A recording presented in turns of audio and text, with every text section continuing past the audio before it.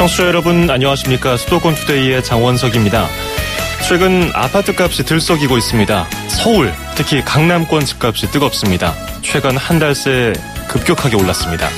부동산 상승 요인이 몇 가지로 정리되고 있는데요. 잠시 뒤 투데이 포커스에서는 장재현 리얼투데이 리서치 팀장과 함께 원인과 전망을 짚어보겠습니다.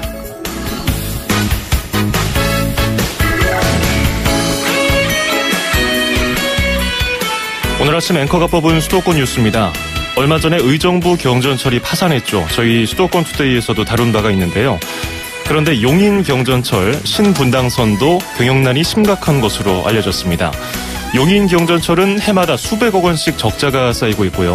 신분당선은 누적 손실이 3,700억 원을 넘었다고 합니다. 이미 엎질러진 물이지만 향후 손실을 최소화하는 방안 마련과 사업 초기 단계에서의 제도 개선이 필요하다는 주장에 힘이 더 실리고 있습니다. 마이클 잭슨의 Love Never Felt So Good 띄워드리면서 2017년 6월 8일 수도권 투데이 시작합니다.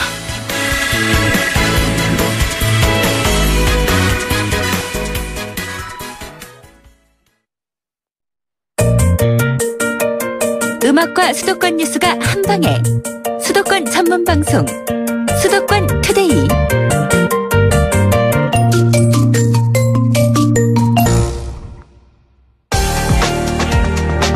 투데이 포커스. 서울 강남에 있는 아파트 가격이 크게 오르고 있습니다. 심한 곳은 한 달 만에 1억이 넘게 올랐습니다. 집값이 계속해서 오를 거라는 기대감에 이미 시장에 나온 매물들은 다시 들어가고 있습니다. 강남 재건축 아파트가 특히 그런데요. 부동산 전문가들도 이렇게 단기간에 큰 금액이 오르는 것은 이례적인 일이라고 합니다. 자세히 알아보겠습니다. 장재현 리얼투데이 리서치 팀장 전화 연결되어 있습니다. 팀장님 안녕하세요. 예, 안녕하세요. 예, 서울 집값이 그야말로 날뛰고 있다는 소식이 들리고 있던데, 네. 최근 몇 달 사이의 상승폭은 어느 정도입니까? 부동산 업계에 따르면 서울 아파트 값이 지난 2일 기준 지난해 말보다 한 2.04% 정도가 상승했다고 발표가 됐습니다. 예. 이는 이제 전국 최고 상승률이 0.96%인 것에 비해서 이제 2배 이상 넘는 수치고, 또 이는 이제 서울, 부산, 세종시 같은 경우가 약 1.35%, 그리고 경남이 마이너스 0.7% 이렇게 오른 거에 비해서 서울이 좀 많이 상승폭이 오른 것으로 예견이 되고요. 예. 실제 지난 이제 불황기 때 서울 아파트 값이 0.05% 정도 올랐던 것에 비하면 실제 지금 요 상반기 내에 오른 아파트 값이 좀 가파르게 상승하고 있다, 이렇게 볼 수 있습니다. 예. 전매 제한이 없는 부산보다도 상승폭이 올라간 것은 오랜만이죠? 아무래도 이제 지방에서 특히 부산이나 대구의 어떤 상승률이 굉장히 높았던 것은 사실이거든요. 예. 그럼에도 불구하고 요 상반기 동안 가격이 많이 상승한 것은 이제 작년에 송파구라든지 강남구라든지 서초구의 어떤 재건축 아파트 개발을 시작하면서 주변의 아파트 값을 띄운 게 많은 영향을 차지했거든요. 특히 이제 송파구가 보면 이제 작년 연말에 비해서 올 상반기까지 3.25%가 가장 높이 올랐고, 강남구가 2.6%, 서초가 2.4% 정도 올라서 강남 4구의 상구에 있던 각각 상승률이 굉장히 높은 수준이거든요. 이렇게 가격이 많이 오른 건 아무래도 이제 강남구의 어떤 개포 주공이라든지, 그리고 이제 반포라든지 이런 어떤 재건축 아파트들이 개발을 시작했고, 그러면서 주변의 아파트 값, 특히 재건축 아파트 가격들이 동반 상승하면서 가격들이 올해 많이 오른 것으로 예상이 됩니다. 예, 역시 강남 지역의 땅값이 많이 부동산 가격이 많이 올랐는데, 부동산 시장에도 역시 흐름이라는 게 있다고 하잖아요. 대선 전에는 약간 움츠려 있다가 대선이 끝나고 지금 정권 출범한 지 한 달 됐는데, 이런 시점에는 통상적으로 분양시장이 좀 비수기 아닌가요? 사실은 이제 6월부터 8월까지 이제는 어느 정도 비수기고요. 부동산에서 이제 말하는 성수기는 3월과 2월 이사철이라든지 가을 이사철, 이때가 이제 성수기로 볼 수 있거든요. 예. 근데 지금 부동산 정보업체 분석에 따르면 6월 한 달 동안 전국 분양 물량이 6월 한 달 동안만 41,282가구 정도거든요. 이는 이제 작년 동월 대비해서 20%나 늘어난 수치인데, 이렇게 늘어난 수치가 이제 반면에 이제 성수기로 접어들고 있는 7, 8월에는 약 2만여 가구가 안 되는 가구가 분양이 되는 것으로 보여서 지난해보다 한 30% 이상 줄어들었거든요. 그러니까 오히려 비수기인데도 불구하고 지난해보다 더 줄어든 7, 8월에는 물량이 더 줄어들고 6월에는 이제 한 달간 분양 물량이 갑자기 집중되면서 작년보다 한 20% 이상 이렇게 늘어난 수치를 볼 수가 있습니다. 그래서 이렇게 분양 시장이 비수기임에도 사실은 이제 물량들이 많이 나오면서 예. 가격과 물량 이런 것들이 동시에 상승하고 있는 것으로 예상됩니다. 예. 뭐 조기 대선이 있고 나서 뭐 부동산 시장도 역시 이례적으로 굉장히 특이한 현상을 보이고 있는데 그러면 시장 과열되고 있는 원인이 굉장히 여러 가지로 분석되고 있거든요. 네네. 크게 몇 가지로 볼 수 있을까요? 우선은 가장 큰 건 이제 규제 전이라는 어떤 그 불안감이 이제 규제 전에 아파트가 그러니까 내 집 마련을 하려는 수요들이나 아파트를 살려는 수요들, 그러니까 규제를 피하기 위해서 주택을 살려는 수요들이 좀 많이 몰리고 있는 양상으로 생각이 되고요. 예. 특히 재건축 시장 같은 경우에는 연말까지 이제 초과이익 환수제를 피하기 위해서 아무래도 좀 재건축 작업들이 빨리 진행이 되고 있고 그에 편승해서 이제 투자자들이나 실수요자들이 강남 재건축 아파트, 분양 아파트 이런 것들이 몰려들면서 분양권이나 혹은 이제 입주권이라든지 그리고 이런 어떤 재건축 분양 물량으로 사람들이 많이 몰리면서 가격들이 상승하고 있는 것 같습니다. 예. 아무래도 이런 부분들은 이제 새 정부가 또 이제 들어서면서 어느 정도 규제 쪽으로 가닥을 잡을 것 아니냐라는 전망들이 또 쏟아지면서 실제 좋은 지역들의 어떤 분양 물량도 앞당겨서 분양하는 경우가 많이 있거든요. 예. 그러다 보니까 이제 서울이라든지 수도권의 어떤 주요 지역들의 물량들이 조금 분양 시기를 좀 앞당기면서 비수기임에도 좀 앞당기면서 이제 사람들이 더 관심을 많이 갖게 되고 또 많이 몰리게 되는 게 원인 중에 하나가 아닐까 이렇게 생각합니다. 예. 보통 그 신정부가 출범하기 직전 그리고 출범 직후 그리고 부동산 대책이 나오기 직전까지를 구분해서 본다면은 지금이 그 마지막 그 차를 탈 수 있는 그 시점이다 해서 부동산이 불붙고 있는 게 아닌가 또 생각이 들기도 하는데 재건축 말이죠. 초과이익 환수제가 이제 유예되다가 내년부터 다시 부활하지 않습니까? 네네. 그렇게 되면은 주택시장 공급이 부족해질 것이라는 뭐 불안감 그런 것들 때문에 투자 심리가 더 불붙고 있는 건 아닐까요? 이제 뭐 그런 시각도 있습니다. 그런데 이제 이게 어떤 시각이냐면 이제 개발주의적인 좀 시각에서 보면 예. 재건축 아파트들이 많이 재건축을 하면 전세 물량이 늘어나서 전세값이 떨어질 거라고 생각을 하고 있지만 실제 재건축 아파트가 일어나고 나서는 거기에 사는 원래 있었던 주택들에 비해서 전세값이 천정부지로 오르거든요. 예. 근데 강남권만 봐도 재건축 전에 이제 오래된 아파트 같은 경우에는 2, 3억대로 들어갈 수 있는 아파트들이 실제 재건축이 된 후에 전세값을 보면 그 2배 이상 오르는 경우가 훨씬 많이 있거든요. 예. 이런 취지에서 본다면 사실은 서울이나 수도권 주요 지역 같은 경우에는 이제 물량이 부족한 거고 특히 물량 중에서 공공주택 물량이 많이 부족한 거기 때문에 전세값이 계속 상승하고 있고 주택이 부족한 부분이 있거든요. 그래서 재건축 아파트가 혹시 개발이 되지 않는다 하더라도 이 공급량에 있어서는 절대적으로 원래 부족했던 부분들이 있기 때문에 재건축 아파트로는 이제 어느 정도 채울 수 있는 것들이 한계가 있고요. 특히 재건축 재개발 같은 경우에는 조합원들이 있기 때문에 조합원을 물량을 뺀 나머지 일반 분양은 사실은 많지가 않거든요. 그래서 그런 물량들이 어떤 빠르게 공급된다 하더라도 또 안정되게 공급된다 하더라도 실제 전반적인 시장에서의 어떤 공급량을 모두 채워주기에는 좀 부족한 것은 현실이고요. 예. 그렇기 때문에 이제 재건축도 중요하지만 그 반면에 이제 어떤 저렴한 전세값이라든지 임대료로 제공할 수 있는 어떤 공공주택의 공급들이 오히려 더 시급한 상황이 아닌가 이렇게 생각했습니다. 그렇군요. 재건축 아파트가 워낙 많이 올라가지고 여쭤봤고요. 그리고 이게 지난해 113 대책 이후에 1순위 당첨이 어려워지니까 분양권 거래가 늘어나서 이게 부동산 가격도 올랐다는 분석도 있던데 이건 어떨까요? 물론 뭐 그 부분들이 크게 뭐 작용한 것 같긴 합니다. 다만 이제 중요한 거는 13 대책 후에 이제 전매 제한 기간이 1년이나 있지만 전매 제한이 입주까지 미뤄지는 그렇기 때문에 이제 입주까지 못 파는 분양권을 못 파는 것 때문에 기존에 있던 분양권 시장이 가격이 거래가 되면서 상승했다라는 것도 일리가 있습니다. 다만 이제 중요한 건 뭐냐면 여기서 이제 그 분양권이 거래된 그리고 분양가가 오르는 어떤 그 아파트나 지역들을 보면 사실은 실수요자들한테 인기가 많거나 실수요자들이 많이 몰리는 지역들의 어떤 분양권이라든지 가격이 오르는 것이고 그 외의 지역들은 사실은 크게 어떤 가격 변동이 없는 것들이 많이 있거든요.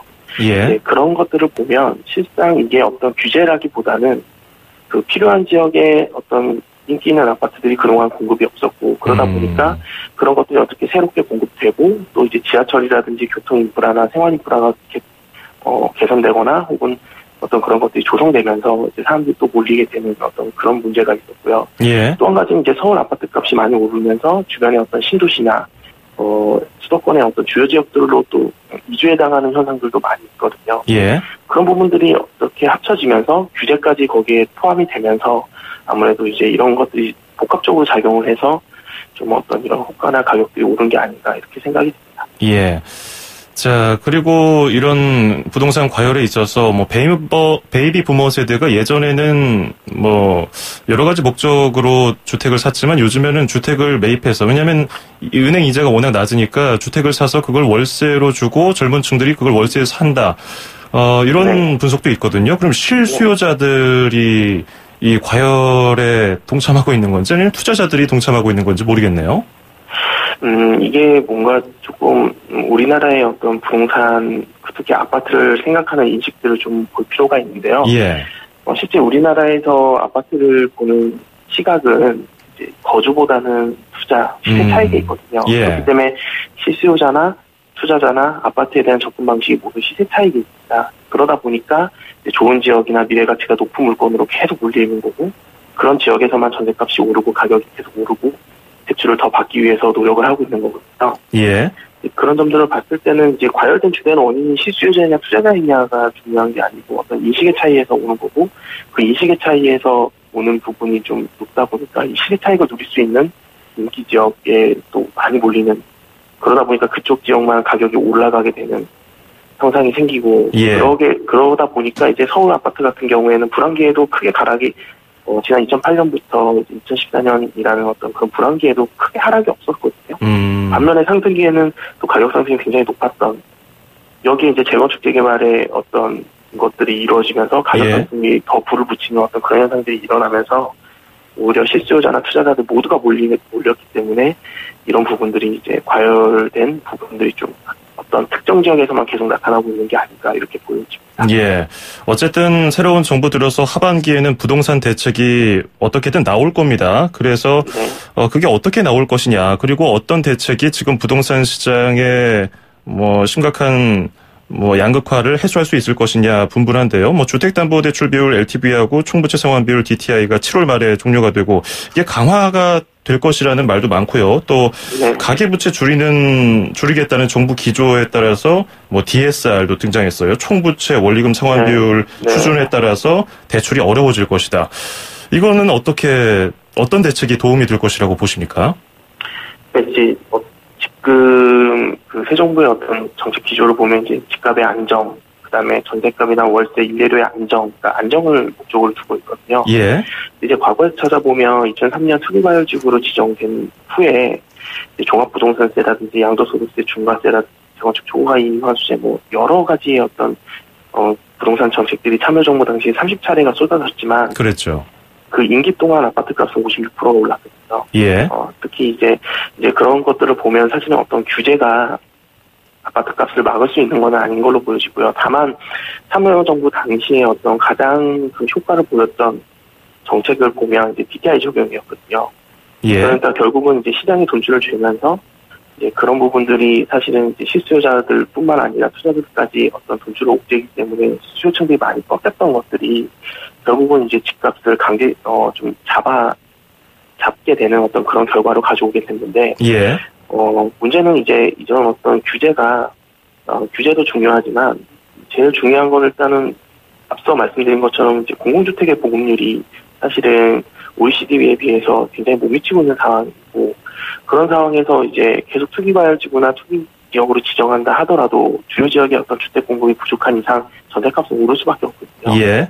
그럼 전세값이 오르게 되면 결국에 나중에 부동산 시장이 계속해서 다운되게 되면 어느 정도 또 규제 완화 정책들이 나오게 되고, 그러다 보면 또다시 가격을 올리게 되는 어떤 현상들이 나오기 때문에 예. 규제도 중요하지만 이제 공공주택 보급률도 한편으로 이어가야 되고, 예. 또 이제 이런 어떤 집값이 규제에 의해서 잡히게 되더라도 문제는 이제 시장의 흐름에 처음부터 잡히는 게 아니라 강제성을 띈 어떤 규제로 한동안 묻는 것이기 때문에 예. 사실 어떤 규제가 제일 중요하냐면 이제 계층별에 따른 어떤 차별적인 어떤 규제가 필요하다고 생각합니다. 실제 이제 대출 규제를 시작하게 되면 가장 피해를 많이 보는 거는 실수요층들이거든요.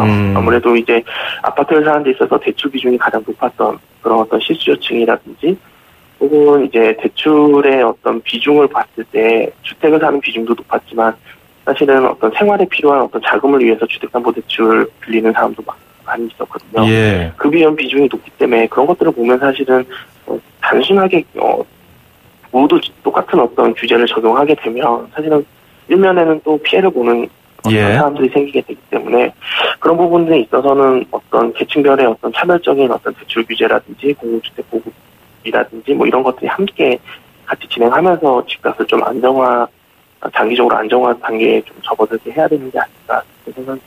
예, 끝으로 짧게요. 이런 흐름이 얼마나 지속될지까지 들어보겠습니다.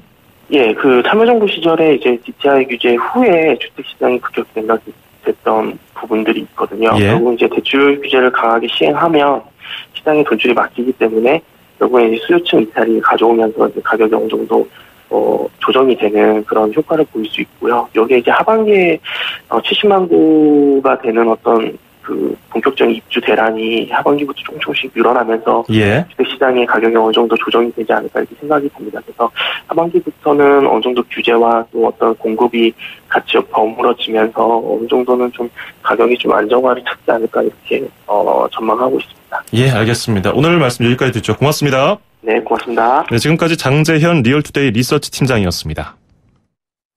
Strumming my pain with his fingers, singing my life with his words. 로베타 플렉의 Killing Me Softly with His Song 듣고요. 2부에서 뵙죠. With his song, telling my whole life, with his words, killing me softly.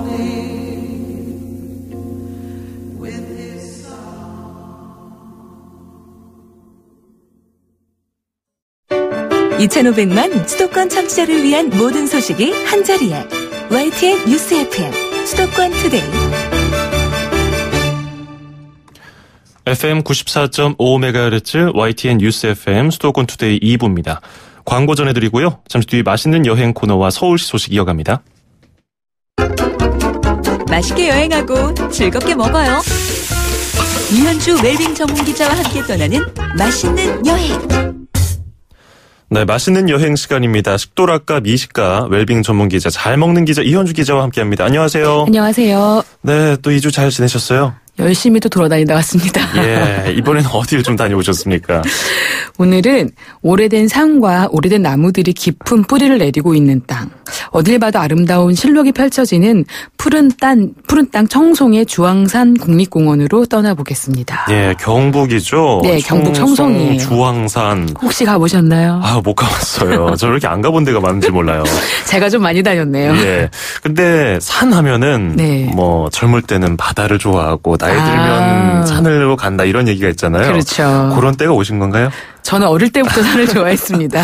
그래요. 네. 저도 중학교 때 제가 좋아하는 여학생이 등산부였어요. 그래가지고 등산부에 들어서 산 좋아하지도 않는데 한참 다녔었는데 그 여인이 예. 뭐 다니다 보니까 또 산의 매력을 알게 되기도 했고요. 그렇죠. 올라본 자만이 알 수 있는 그 매력이 있죠. 그럼 뭐 주황산 산이니까 일단 오르면서 좀 몸이 고될 각오는 해야 될 것 같은데요. 주황산 여러 코스가 있는데 주황산 같은 경우에는 그 내가 드린 품보다 더 큰 경치를 보여주는 곳이에요. 그 경상북도 3대 오지가 있어요. 그 세 곳이 청송, 영덕, 영양인데 주황산은 이 지역들을 품고 있어요. 근데 걱정하지 않으셔도 되는 게 해발 고도가 많이 높지 않아요. 해발 고도가 720m로 높지도 않고 규모도 아주 거대하진 않습니다. 그런데도 주황산은 명산다운 미덕을 두루 갖추고 있는데요. 산세가 크거나 장엄한 건 아니지만 기암 개석과 계곡이 어우러져 있는 풍경이 정말 아기자기 기가 막혀요. 그래서 설악산, 월초산과 더불어서 우리나라의 3대 안산으로 꼽히기도 합니다. 이 지금 주황산에 있는 기암 개석들은 보면 과거에 화산지대였던 돌들이 그 물과 바람에 깎이면서 기이한 형태로 변형이 됐는데요. 그 사이로 펼쳐져 있는 실록과 물길의 풍경이 정말 아름다워서 사시사철 많은 사람들이 찾고 있는 곳이에요. 그리고 아까 말씀하셨던 것처럼 약간 그 코스에 대해서 부담을 걱정을 하셨는데 초보자가 가기 좋은 코스가 바로 있습니다. 주황 계곡 코스인데요. 주황산을 대표하는 그 계곡들을 따라가는 길인데 특히 제일 폭포까지는 뭐 휠체어까지 갈 수 있는 길이어서 누구나 편하게 왔다 갔다 하실 수가 있고요. 정말 가는 내내 다양한 전설들이 담겨있는 바위와 이야기와 그 사찰들을 보시면서 편안하게 다녀오실 수가 있으니까 크게 부담은 안 가셔도 좋습니다. 예. 저도 지금 주황산 사진을 찾아보고 있는데 뭐 강원도에 있는 큼직큼직한 산 못지않게 굉장히 그게 기암괴석이 펼쳐져 있는 모습들이 굉장히 멋있고요. 워낙에 암릉들이 많다 보니까 산으로 깊이 들어갈수록 그 검은색 돌과 푸른 실록이 어우러진 풍경이 약간 수목화 같은 느낌도 있고요. 그 사이 따라 펼쳐지는 물소리가 귀까지 되게 시원해서 여름에 약간 시원한 풍경이 보고 싶으신 분들 그리고 약간 깊은 산세에 들어가고 싶은데 약간 걷기에 부담이 되신 분들이 가시면 정말 드림 품보다 아주 그것보다 아주 큰 경치를 보실 수가 있습니다. 예, 뭐 722m로 높진 않은데 뭐 갖출 건 다 갖추고 있는 산인데요. 그래도 초보자들이 그냥 쉽게 다가가기에는 좀 무리가 있을 것 같기도 한데요. 그런 분들에게 또 다른 곳을 추천드릴 수가 있는데요. 주산지 혹시 아시나요? 주산지는 또 뭡니까? 그 김기덕 감독의 봄, 여름, 가을, 겨울 그리고 봄의 배경이 됐던 그 저수지가 있는데 그게 바로 주산지입니다. 우리나라에서 가장 아름다운 저수지로 꼽히기도 하는데 이곳은 원래 그 조선시대에 농경지 농수를 확보하기 위해서 만들어 놓은 그 저수지예요. 그런데 만들어진 이후로 단 한 번도 바닥을 드러낸 적이 없다고 합니다. 그만큼 샘이 깊고 맑은 곳인데요. 이곳 같은 경우에 많은 분들이 가을에 딱 가을 주산지 치면 나오는 풍경이 있어요. 물이 잔잔한 시간이면 그 물길을 따라서 산이 이렇게 병풍처럼 둘러싸고 있는데 그 모습이 그대로 투영이 돼가지고 약간 데칼코마니처럼 펼쳐져요. 그런데 이 초여름에 가셔도 좋은 게 저는 이른 새벽에 가시라고 추천드리고 싶어요. 그 이른 새벽에 가시면 약간 수면 위로 물 한 개가 안개 한 개 피어오르는데 약간 몽환적인 느낌이에요. 특히 또 바람 없는 날 가시면 안개가 딱 거친 다음에 푸르른 실록이 물가에 그대로 투영이 되는데 이게 꿈인지 생시인지 모를 정말 아름다운 풍경을 보실 수가 있어요. 무엇보다 그 푸르른 나무 실록과 어우러지는 그 안개의 풍경이 기가 막히고요. 그리고 이 주산지가 유명한 이유 중에 하나가 물속에 풀을 내고 사는 왕버드나무들이 있어요. 그 왕버드나무들이 물 위에 총총총 서 있는데 그 풍경 또한 되게 멋스러워서 많은 분들이 가시면 쉼없이 사진을 찍으십니다.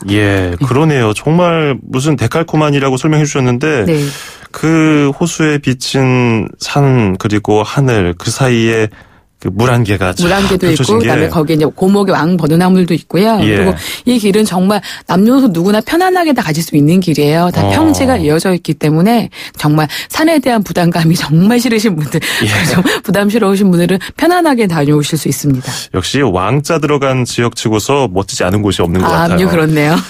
여기서 이제 뭘 먹으면 좋을까요? 주황산에 유명한 게 먹거리가 있어요. 음식이 아니고 바로 약수인데 주황산 자락에 달기약수라는 곳이 있어요. 특유의 탄산하고 철분이 많이 들어있어서 톡 쏘는 맛이라고 하고 약간 비린 맛이 올라오는 그 약수인데 그 약수가 유명한 곳에 되게 유명한 백숙집들이 모여 있어요. 왜냐하면 이 탄산 약수로 백숙을 끓이면 누린내도 없을 뿐더러 육질을 정말 탄탄 쫄깃쫄깃하게 한대요. 그 달기약수 근처에 제가 좋아하는 식당이 하나 있는데 이곳에 가시면 정말 오래된 그 토종닭들을 백숙으로 끓여주는데 보통 이렇게 찰밥이랑 같이 해서 국물 이렇게 자작하게 나오잖아요. 이 집은 고기 따로, 죽 따로, 밥 따로 나오고 육수 따로 나와서 취향에 따라 드실 수가 있고요. 또 다른 곳에서는 없는 닭떡갈비가 있어요. 닭갈비가 있는데 닭갈비살을 잘게 아주 느슨하게가 아니고 그러니까 적당히 다져가지고 양념을 발라서 숯불에 구워주시는데 약간 산행하고 내려오면 약간 고기를 씹는 맛과 더불어서 약간 진한 양념이 그리울 때가 있거든요. 이게 백숙과 이 떡갈비 딱 드시고 나시면 산에 오길 잘했구나라는 생각이 드실 겁니다. 저도 바로 지금 달기약수하고 백숙 또 닭갈비 찾아봤는데 등산하고서 충분히 흡족하게 먹을 수 있는 음식일 것 같아요. 그리고 또 청송이 사과로 유명하잖아요. 그래서 그냥 가볍게 한잔 하실 수 있는 여기 사과 동동주를 팔아요. 직접 담그셔가지고. 근데 그것까지 한 잔 딱 드시면 사과의 향긋함까지 더해져가지고 3박자가 완벽한 여행으로 마무리되실 겁니다. 좋네요. 오늘 경북 청송에 위치한 주황산 다녀왔습니다. 오늘 고맙습니다. 고맙습니다. 지금까지 이현주 기자였습니다. 2,500만 수도권 청취자들의 살맛 나는 오늘 하루를 위해 수도권 투데이가 여러분을 응원합니다. 꼭 알아두어야 할 수도권 핫 이슈를 쉽고 자세하게 들여다보는 투데이 포커스. 수도권 청취자 여러분들의 귀와 입이 되어드리는 코너 운수대통 만사형통 통통 메시지. 그리고 서울, 경기, 인천의 가장 중요한 행정 소식을 가장 발빠르게 짚어보는 수도권 행정탐방까지. 똑 소리나는 수도권 라이프를 원하신다면 지금 듣고 계시는 94.5MHz YTN 뉴스 FM 수도권 투데이. 월요일부터 금요일까지 매일 아침 9시 10분 놓치지 마세요. 참, 수도권 투데이의 문을 두드리고 싶은 청취자 여러분께서는 지금 주저하지 마시고 짧은 문자 50원, 긴 문자 100원에 샵 0945, 우물정 0945로 문자 메시지를 보내주세요. 수도권 투데이는 청취자 여러분과 늘 함께하고 있습니다. 평일 오전 9시 10분 94.5MHz YTN 뉴스 FM 수도권 투데이. 청취자 여러분과 늘 함께합니다.